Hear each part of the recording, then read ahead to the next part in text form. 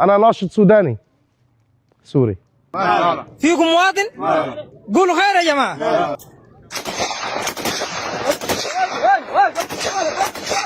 تهمي بس لأنهم مواطنين سودانيين. أطلق سراحهم وصار يصطادهم وكأنه طيور. صار يتفاخروا في القتل، في قتل الأطفال والنساء والرجال لأنهم مواطنين سودانيين.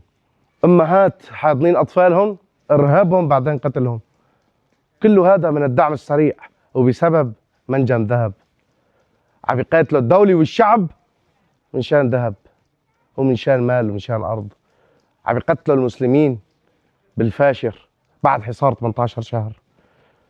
الفاشر منطقة أيام صار لهم أهلها عم يتقتلوا من ميليشيات الدعم السريع اللي طلعوا من الدولة وبلشوا يقاتلوا الدولة بسبب الذهب. بسبب مال الدنيا يتقتلوا هود الأطفال ويتقتلوا نسائها ويتم اغتصابهم قبل قتلهم. هالمشاهد تعودنا عليها، تعودتوا عليها 14 سنة في الثورة السورية، تعودتوا عليها.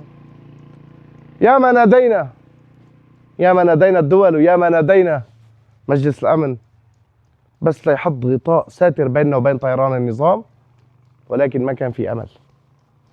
ولكن بدنا نكون ناشطين إلهم. أنا ناشط سوداني سوري. كلياتنا كشعب سوري شعب سوداني مع أهلنا في السودان. كونوا صوتهم وكونوا الصورة اللي بتنتقل للناس كلها حتى يتوقف هذا القتل بحقهم وبحق المسلمين هونيك.